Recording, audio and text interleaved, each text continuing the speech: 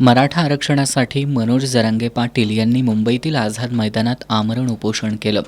या उपोषणाला पाठिंबा देण्यासाठी राज्यभरातून हजारो मराठा सेवक मुंबईत दाखल झाले होते.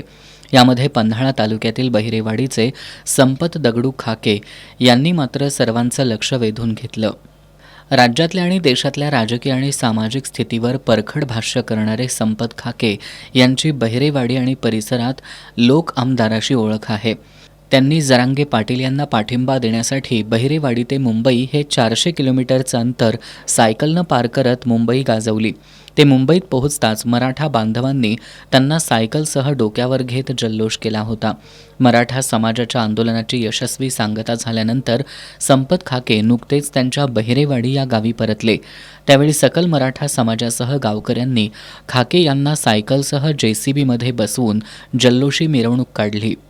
समाजाच्या प्रश्नासाठी स्वतःला होणाऱ्या त्रासाची तमा न बाळगणारे मराठा सेवक संपत खाके यांचं गावानं केलेलं कौतुक त्यांच्या कष्टाचं चीज करणारं आणि त्यांची लोक आमदार ही उपाधी सार्थ ठरवणारं होतं.